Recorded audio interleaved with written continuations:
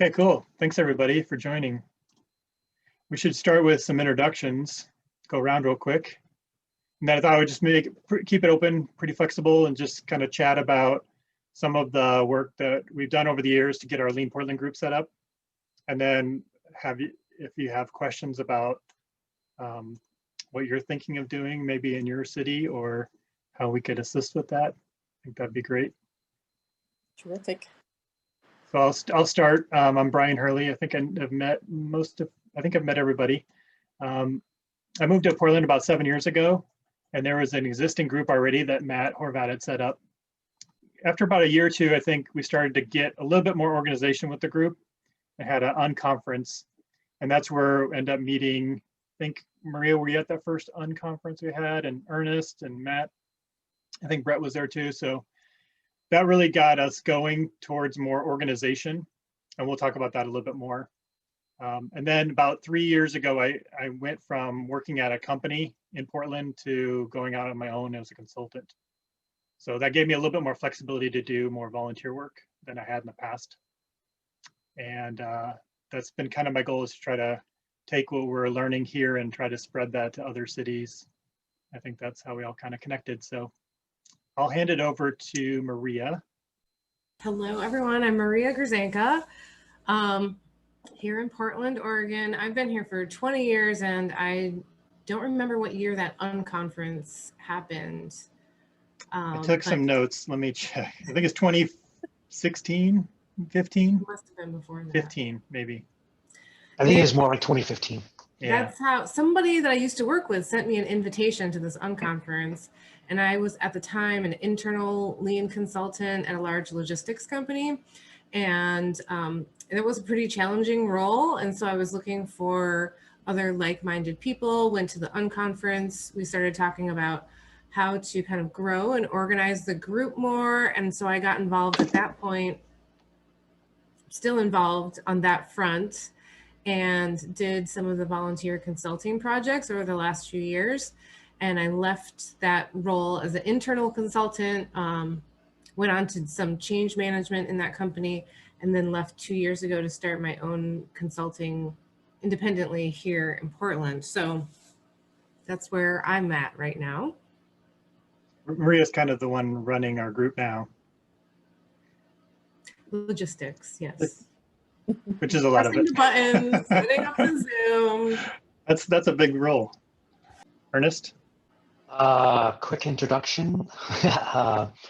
Came from Arizona. I moved up here to Portland area about 8 years ago. I finished a second degree. My first degree was in manufacturing engineering. I spent 25 years in aerospace, material science, lab manager. And I got an industrial engineering degree in 2012 and got hired at Providence. So I've been working at Providence for 8 years in a number of different capacities, mostly doing Lean Six Sigma projects, running the training programs for the Oregon region, developing and implementing a daily management system for the Oregon region and the system. So we're currently implementing that for the 25 or 30,000 employees in the system here, in addition to doing more jack of all trades stuff like developer work and things like that, but mostly the Lean and Six Sigma things, and the heavy involvement in the region in change management, and teaching some of the change management certification courses also with those things. So my passion is really in healthcare and with the frontline people. Lean Portland. Yeah, we met. We kindred spirit, huh? Mm-hmm. We met at that first unconference, and for me, it was love at first sight. So I've stuck with Lean Portland through this way and done a few projects with them, and we've developed this whole thing. And I don't know if you guys remember, Matt was doing it with us, and I think Brian, a person I knew from college, Todd Adams, out on the East Coast, he's starting up a nonprofit group like Lean Portland out in the East Coast area also. I think it's near Washington, D.C. somewhere. Okay. So we talked with him for a while, and I need to catch up with him and see how he's doing. Yeah, that'd be good. I don't think I've heard of that. Yep. Cool. Matt, are you back on or? Maybe. Can you hear me this time? Yeah, we can, yeah. Yep. We got you. All right. Hi, Veronica and Kathleen, it looks like. Yep. And And Cerise. Cerise. Nice to Yep. meet you all. My name's Matt. I was like Maureen, a lot of us, an internal process improvement person for a healthcare company. And I guess I saw a model from like an external consultant who had a group of his clients get together to, I think he was like creating some mind meld where clients were learning from each other and he was getting his business going, you know what I mean? But I wasn't in that spot. I still wanted the social aspect of it though, because I just relocated to Portland and didn't know anybody. So we started a happy hour and then we started a volunteer project and we just kept at it doing that. And this group has just continued to grow and developed over 10 years. So it's definitely been a fun outlet to do some good in the community and meet like-minded people. I mean, the hard part about doing process improvement is unless you're in a big firm with a big team, usually like a small clinic needs 1 or 2 people and you just don't have a big community. So this has been a way to like find friends. And now all these guys are like my best friends. That's great. And you did healthcare for quite a few years too. Yeah, now I'm actually working for an insurance company doing process improvement work. Great. Brett. Nod your head if you can hear us, Brett. We can't hear you if you're talking. You can't really have a Lean Portland gathering online without like 10 minutes of technical issues. Although I think since COVID, Maria, you've streamlined us to like be really successful in this venue. That's true. Well, if you can connect Brett, just pop in and interrupt and we'll give you a chance. Brett was early on with Matt and getting the group set up and doing some work. How about Kathleen? Do you want to go next? Sure, I'd be happy to. Hi, everyone, and thank you for making the time on a Friday afternoon to talk with me. So I am relatively new to the Charlotte area, but I've been involved in healthcare for about 30 years. I'm a Lean Six Sigma Master Black Belt and working with Atrium Health, which is about 70,000 employees. I'm an internal consultant, process improvement geek for them, and go all over the system. But we have a commitment in the organization. One of the things that attracted me to come here is they've got a commitment to serving the community, and we have an expectation of so many volunteer hours. They actually get paid by Atrium to do that volunteer work. And they do it on Atrium's time and Atrium's dime. I think we have a enviable launching point and connection to a lot of the services in the Charlotte area that need help. And so I'm just very interested in how you got set up and the nature of the projects that you've been able to do and how well that's been received by the participants as well as the recipients in the different charities. But again, thank you so much for taking the time to help me understand more about what we could do here in the Charlotte area. Great. Good morning. Can you guys hear me now? There you go, Brett. There we go. Hey, right on. Okay, cool. So I got this new little headset. The long story is I got this new little headset and I'm trying to figure it out. I got 3 different computers, a phone, and another thing that I keep trying this on. I think I finally found one that works. Sweet. So yeah, cool. Which is nice because I've got a financial call next Tuesday with corporate.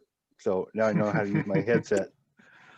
That's going to look a lot better than just sitting there. So anyway, I started with Lean Portland with Matt in, I want to think I said like, 2012, 2013, I wrote down for Friends of the Children.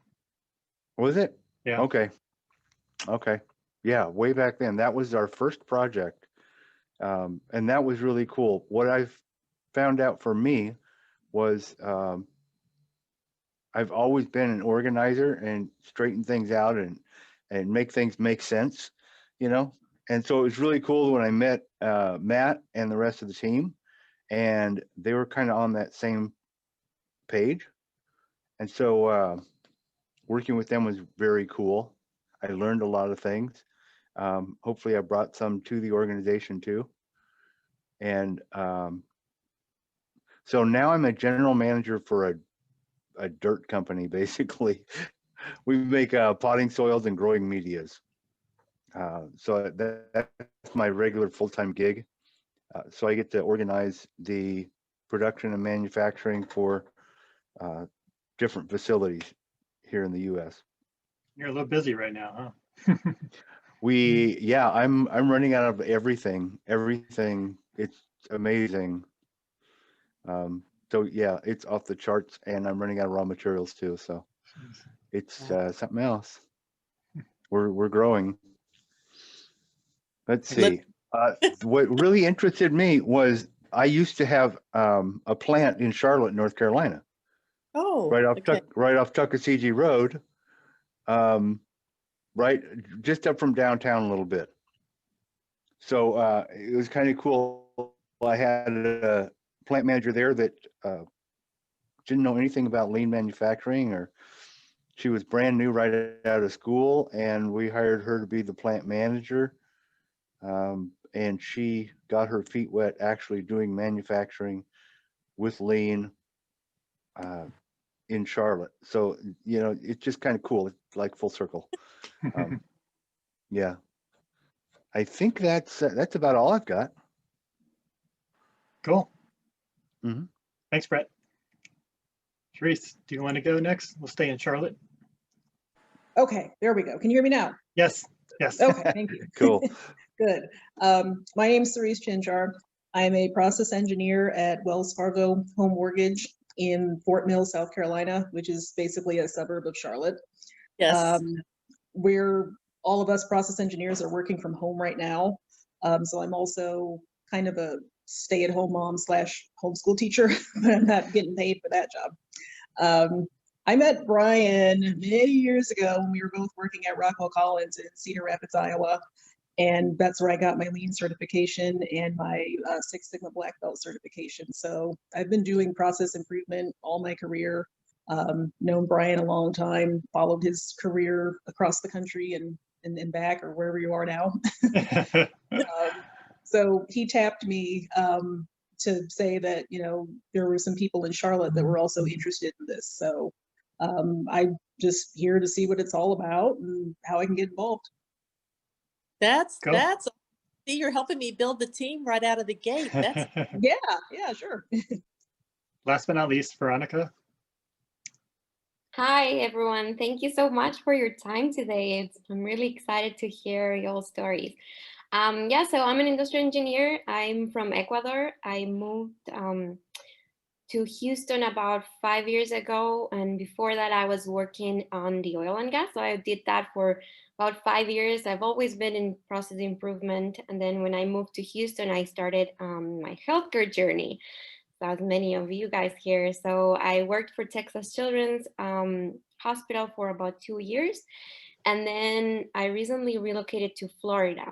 So as I moved here to Florida, I started volunteering, and I wanted to stay within healthcare for the volunteering. And I found Volunteers in Medicine, which is a volunteer-driven clinic. And I started volunteering with them, and suddenly I started doing like fun, really good projects that I really enjoyed, related in process improvement. And then it kind of like one thing led to another, and I was like, well, maybe I could just do this and have other nonprofits benefit from this idea. And I thought I was reinventing the wheel. And then I found Brian that had already gone through the process. So I was very excited to speak with him and learn how were the next steps of getting this to grow, because for now it's just been me working on this. So yeah, thank you so much. Sure. And you're in Jacksonville, you said? Yeah, Jacksonville, Florida. Okay, perfect. Cool. Yeah, so I was just going to do a high level overview, and then maybe I'll have Matt and Brett chime in on the early part before my time, and then We can just talk about some of the groups we've worked with, and then I don't know how much time we'll have, but this won't be the only time we can do this. We can have another meeting later and go through more details as well. This is the history I wrote down just because we always forget these years. So I wrote down that 2011 that the LinkedIn group was created by Matt. And I think it just started slowly populating people who were joining the group. And then it looks like 2012 to 2013, Brett and Matt worked on the Friends of the Children nonprofit project. And you can talk a little bit about that project. I think I joined, when I moved to Portland in 2013, I think I found the group and joined in. And then about 2015, I think that's when Tom Cox started organizing us together to take this group, because I think we gotten to 200 or 300 people in the group by then. So he's like, we should probably do something with this group. And I think there had been a couple years since you had any projects going on. And we had this unconference where we kind of get everyone together and just said, what would you like to do with this group? You know, is there some things we can do? And some people were working with nonprofits again and reaching out. Others were working on some kind of organization to the group and strategy and stuff like that. And then I think we slowly started adding in 1 or 2 nonprofits each year. So we started with a social venture partners. We added the Rebuilding Center. I think we added Free Geek after that. We had another unconference in 2016. That's what started our happy hours. Every month we started doing in-person happy hours, and we've continued those through this year. It looks like 2017 was Free Geek and Oregon Entrepreneurs Network. And then 2018, we added the Habitat for Humanity Restore in Portland. We also started doing some free workshops, you know, Intro to Lean, Intro to Six Sigma, behavior change, personal Kanban, some one-off like workshops, and then the recurring ones were the Intro to Lean and Intro to Six Sigma. So that's a real high level story. And then I guess the last year or two, we've been doing some hosted events online. Like this year we had a couple presenters come to the happy hour. That was a little bit different. And then, yeah, that's kind of, I guess, where we're at right now. We've done a couple things this year with COVID. We went and watched a farmer's market that implemented a drive-through system and gave them some ideas around that. And we went to food bank and gave them some tips on maybe COVID things they could do to really do more about engaging their employees and what changes to make and where there are risks and concerns at. So we're still kind of going, but slowly. The schools. We School, went yeah. to Vancouver Public Schools and led a 5S project in a couple of the lab classrooms there. And that was just a couple months ago, right? Mm-hmm. Yes. We've got some ongoing work with Youth Progress. Yes. So has that continued this year? Yes, Nick and I have been kind of emailing back and forth a little bit here and there, and we're about ready to start it up. We may pursue some kind of virtual method of doing it, but they're about ready to get back to it. Cool. And the whales. The whales, World yes. Cetacean Alliance. Yeah, we have one new person in our group that has a connection with a national organization, or actually a worldwide organization that does work with, what was it called? Cetacean? Cetacean, I think. Yeah. It's like a scientific name for whales, I guess, or whales and dolphins and porpoises and those type of animals. Wow. I'm a dog. That really sounds exciting. But I think, you know, that's one thing, like Kathleen, you asked about how do we like engage with those community partners. It's so far, it's mostly been one of us, like part of the core team or people that are hanging out for a while will go, oh, I really like to work with whales and I have this connection at the World Cetacean Alliance. So I'm just going to reach out to them and see if they want some free consulting.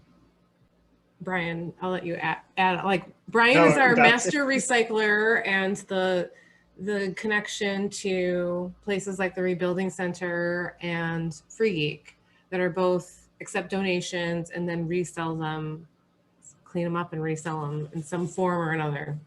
Yeah, I just basically had met people who worked at those nonprofits at other events, and then I was like, that sounds like cool work that you do. Here's what I do, and we have a group that can volunteer if you're interested. And the first like rebuilding center, the executive director had a little bit of like process improvement background, so he was like, yes, please come in and help. And so that was easy sell. The other ones we had to kind of pitch. And there's been a couple we've had a lot of people interested in helping the nonprofit, and they've just been not quite sure what exactly they're getting yet. And so we've had multiple years of trying to get them involved, but because we've had people in our group that said, I really like that nonprofit and I want to work with them. So sometimes it's instantaneous and sometimes it's really long and drawn out.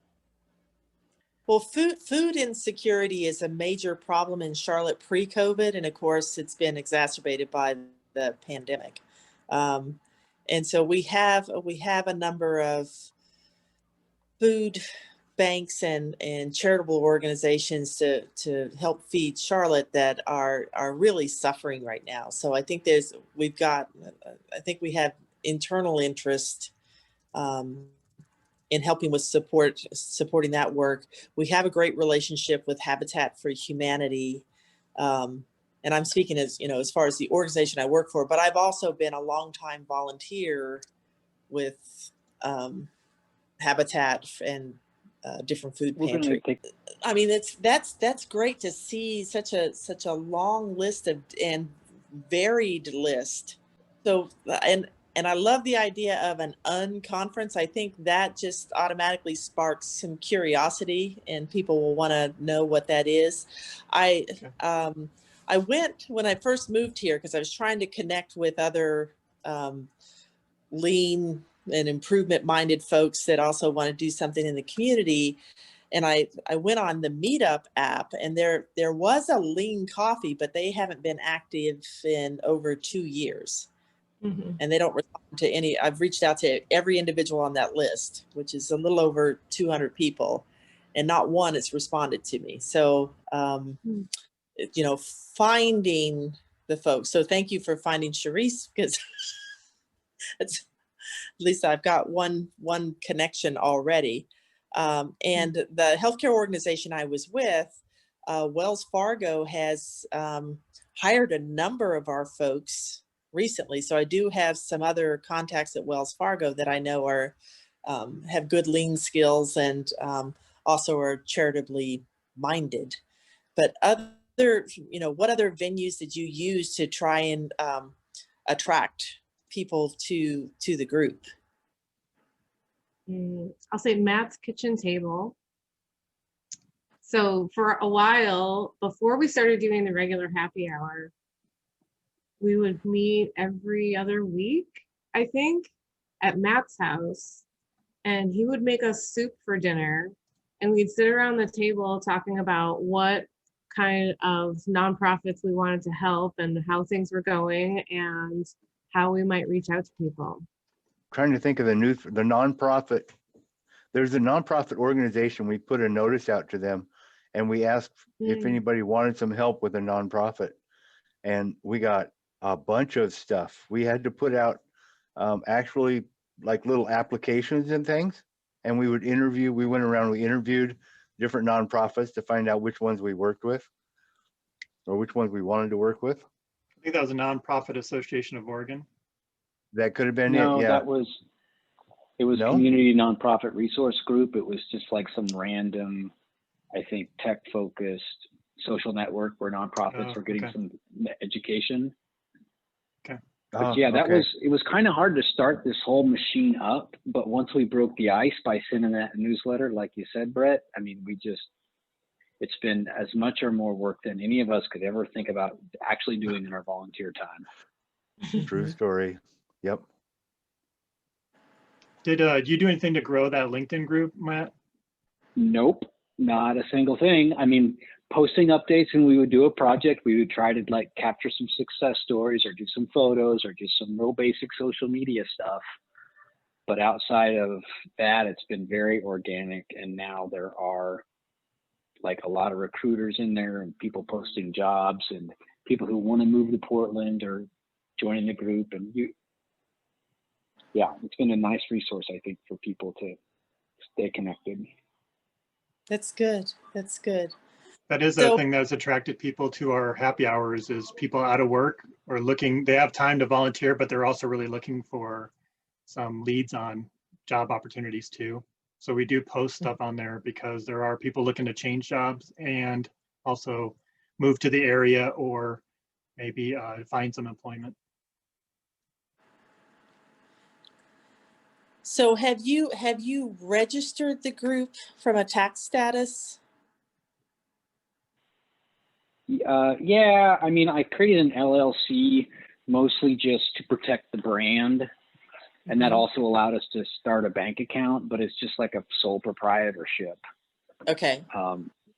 But that's it. And we figured as a group, we're trying to be like, it's very egalitarian. And we made this semi-informal agreement. Like if the bank account ever gets to $10,000, we're going to have to do something more than just make this Matt's company. That doesn't make sense to how we behave.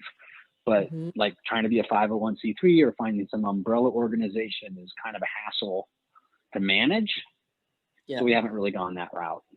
Okay. We do have a really convenient benefit overlay option for corporations registered in Oregon. So we are a benefit LLC. So that's kind of nice, but that's it. I'll add to that didn't happen until fairly recently, maybe 2 or 3 years ago. So a lot of the stuff before that, 2017, I think. Yeah, I mean, there's a lot that you can do. I mean, they were all just scrappy volunteer projects to begin with. With your volunteers and your memberships that are doing this, they already they're either running their own business or they have other jobs, or they might be somebody that's in the job market. How, how challenging or difficult or easy was it to coordinate the timing that the nonprofit needed them for?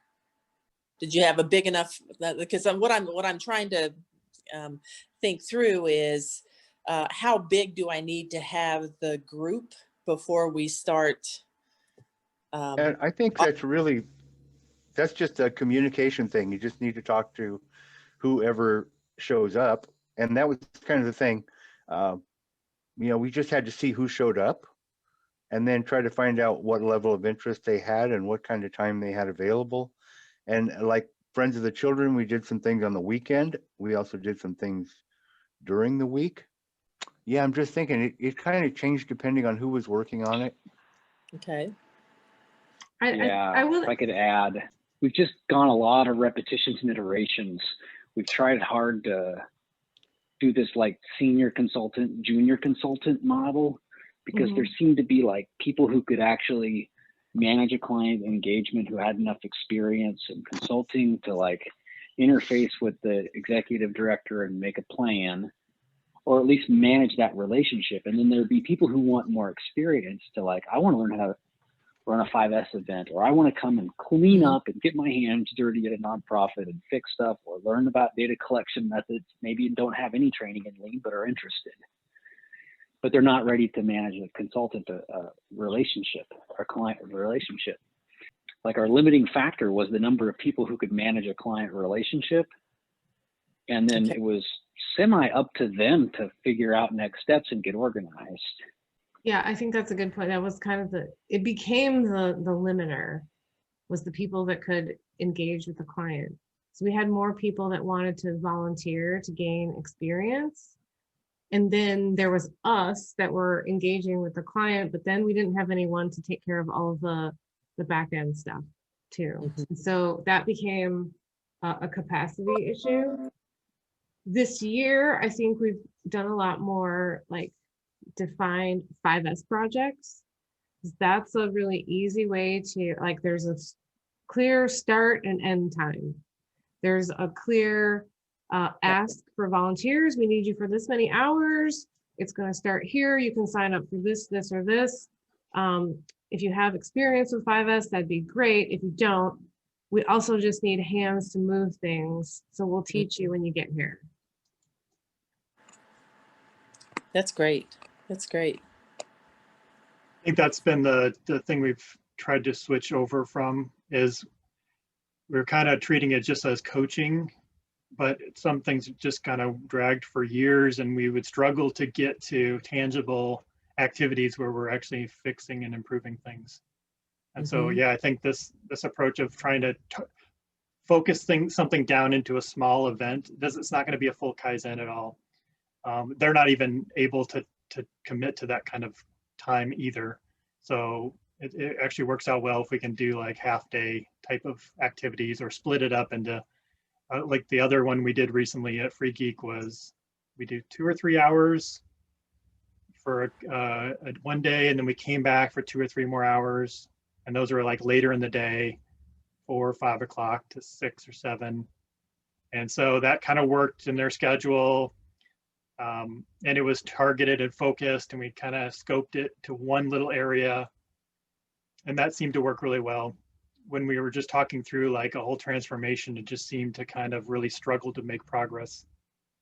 And so I think we also were finding it difficult on their end to commit to the involvement. We were asking for the next meeting, and they would get back to us a couple weeks later, and we'd lose progress and have to start over. And so I thought at first it was going to be our bottleneck that was going to be the issue, but I feel like it's more been the nonprofits who have been the ones slowing down the progress.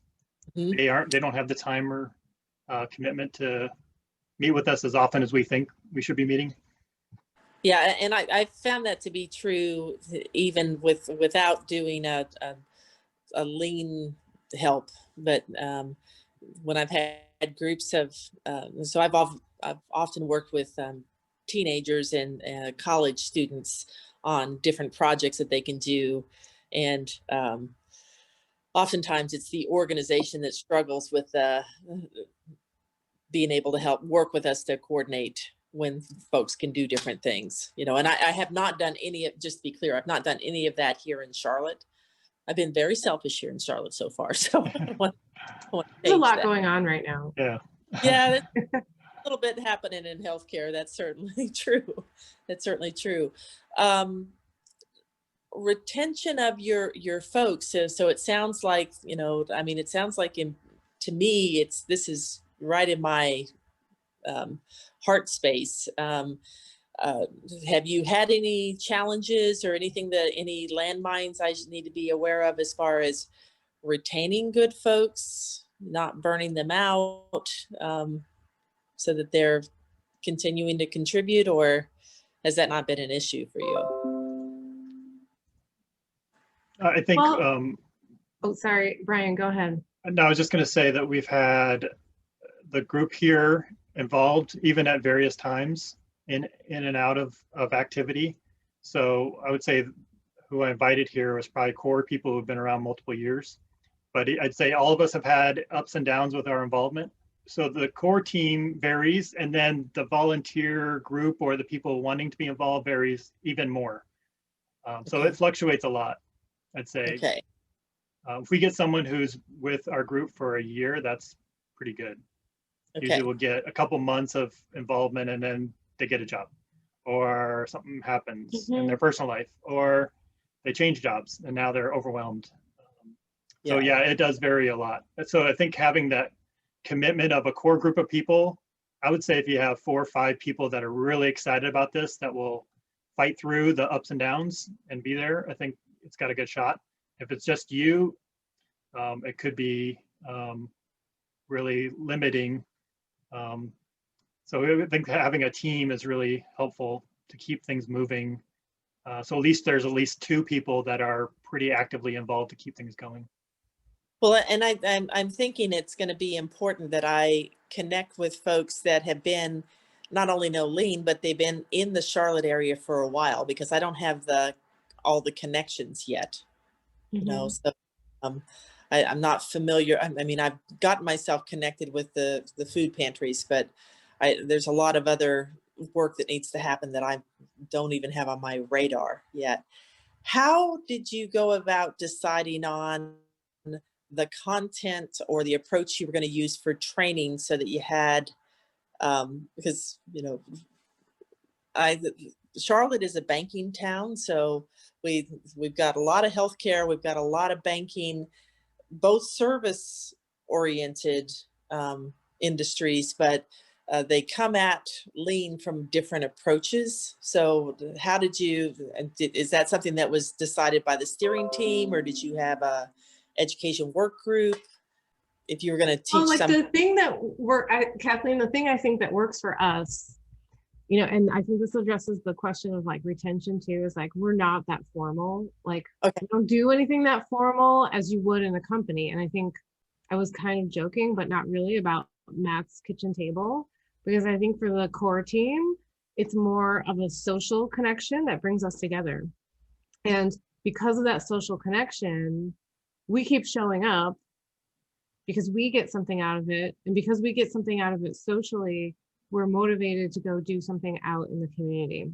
And then like the volunteers and whoever changes. So like our training that we do, it's super basic.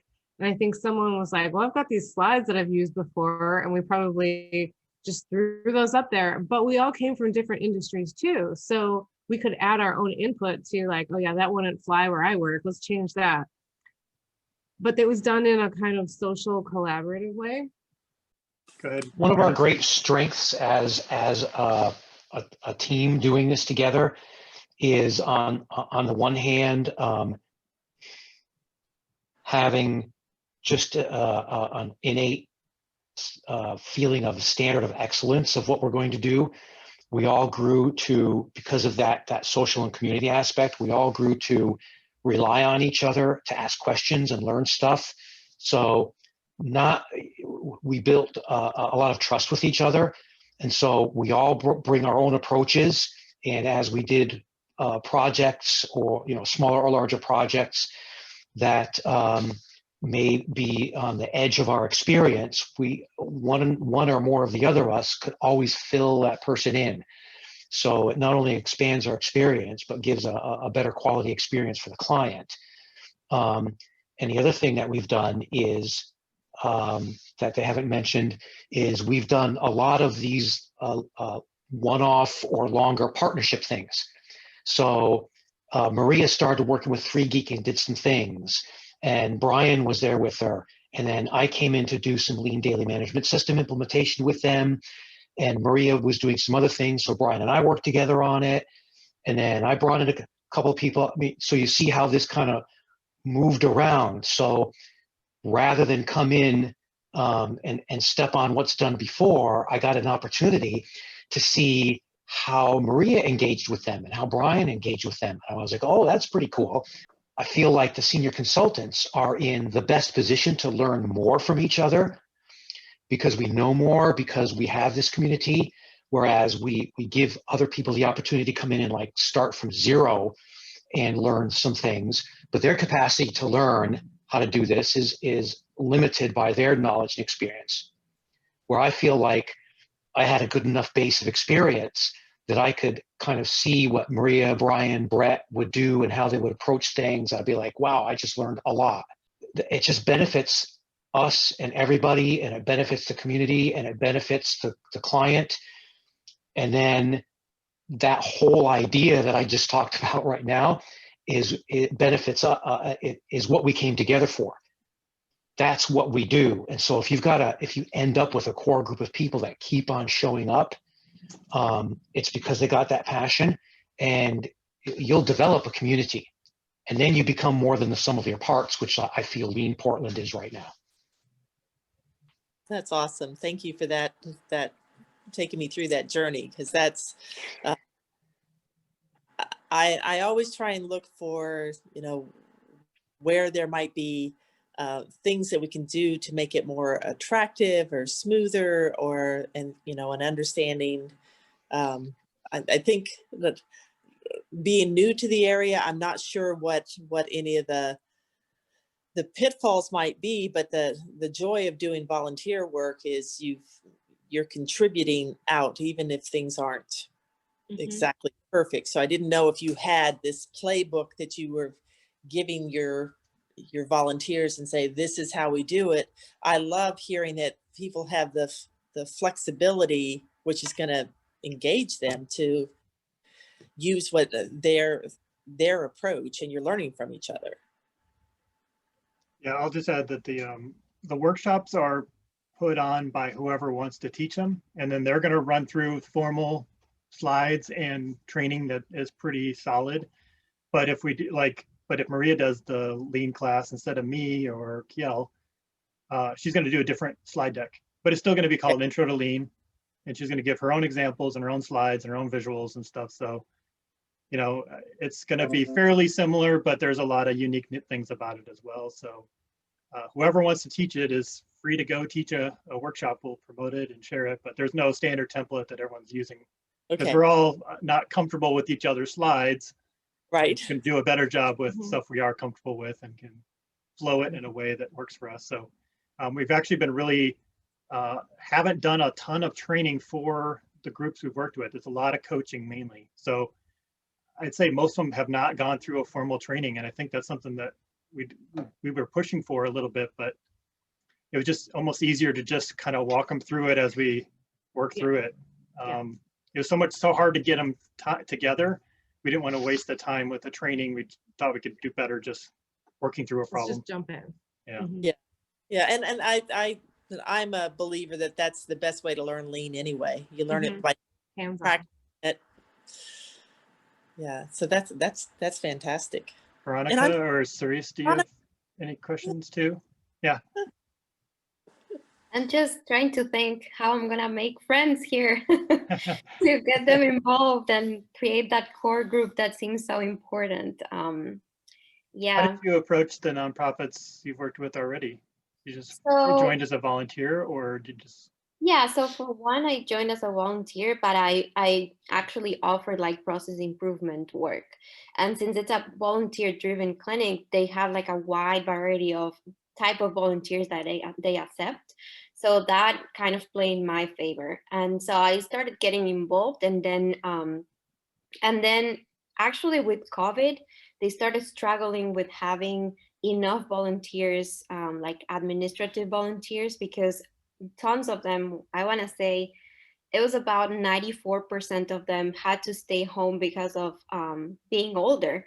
So they couldn't be exposed. And then it was just down to me and a couple more people at one point, just being the only ones administrative volunteers. And so in that point kind of was a turning point where, hey, we really need process improvement, because we can't be wasting so much time with stuff, like we don't have the resources anymore. So that really opened the door for me to start working on projects. But they really loved it. Now it's like, why weren't we doing this way for so long? Like, were we crazy? And so now they're very interested in doing more projects and working on that. And then I tried engaging a couple of other nonprofits, but I mean, they seemed interested, but I never was able to close it. Like, they were like, yeah, we have some ideas. And then it's like silence. Like, then I never was able to like concrete any other project. So that's what I was wondering, like, because for me, it was just this other way as becoming a volunteer through the organization, but just reaching out and pitching, I haven't been so effective.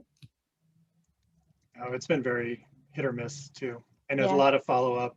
So I think that is, I think starting as a volunteer is a great way, because then you meet people, and then you have they meet you and you can understand what they're doing. You could say, hey, this is my experience, and I think I could help you with this and this and this specifically. So I really like that approach. But yeah, like I said, we've had hit or miss success with just reaching out directly and offering that. It really depends on the person we connect with. And how do you offer it? You straight away say consulting services, or do you go into more specifics? Like Maria posted a video. Sometimes we'll send out that video from Lean or the Toyota with the food bank, New York Food Bank. And so sometimes that's a way to get them familiar kind of with what we do, because most of them don't know what Lean is or process improvement too much. A few have some background. We've done a couple like 1 hour trainings for their board or their management team as a way to try to explain and what we do, and that seems to work well if we can get to, that seat at the table to do that with them. Yeah. But yeah, a lot of times we've heard nothing back, or can't ever reach anybody either. So just keep at it, I guess. Like I said, any luck with that other group, the community excellence? Oh yeah, they really didn't answer, and then I really didn't try so hard, because after I went through their website and I understood like their model, I believe that they're very linked to a university, Mhm. and it kind of like their projects are linked to a class within that Okay.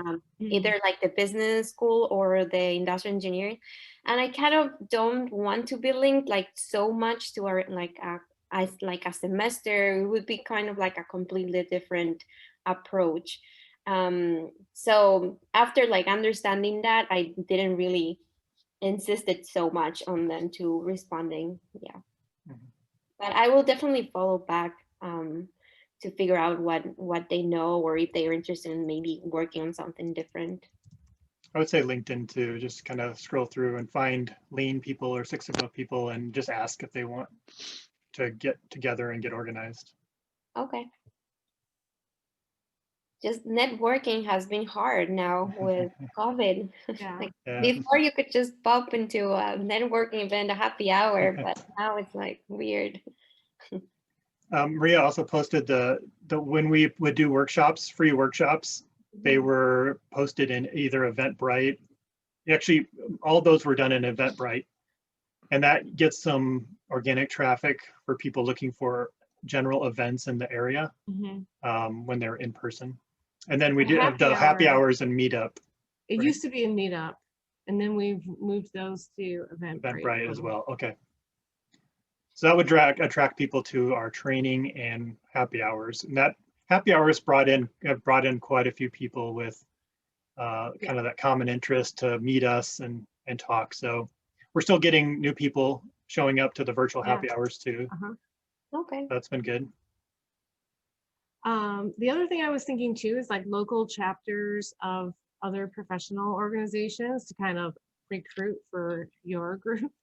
Like I know Brian and Ernest are part of like the IISE. Is that the right acronym? The local chapter of that, and I don't know all of the other engineering societies that are out there that might have an active local chapter. We also have the PMI. So we have May from the PMI group that's been, and Valerie as well. So and Agile. They're Agile. Very close. Yeah, so we have a very active Agile group here in Portland, but there's a national one too that I think people are like, that has local affiliation, like Agile Alliance. This is great. I'll be stalking all of them.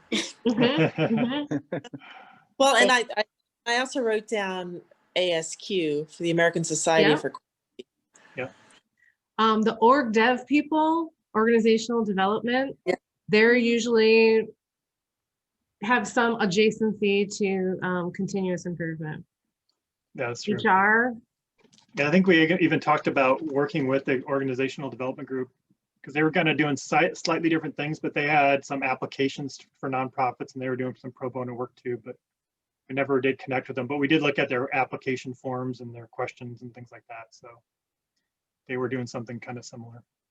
Yeah, I'd be very interested in seeing, what you're using as far as, so that we can learn quickly the application forms that you're, the questions you're asking. And that was done on the first event Matt and Brett talked about, and we talked about doing that again, but we actually haven't used that for most of them.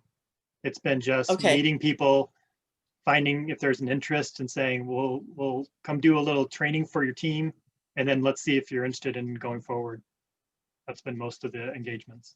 And don't discount the power of just kind of keeping at it. A lot of times people will see, some social post or some meeting or something like that, and it'll just, it'll pass through their radar. But if they see it over and over and over again, right? The first 3 or 4 months, the first 3 or 4 times, you might get nobody. But if they see it over and over again, they might be like, oh, I Mhm. recognize that. And then now they've got a changed perception of it because they just see it enough times Mhm. that, oh, it must be something if it's happening every month. So Right. just keep at it.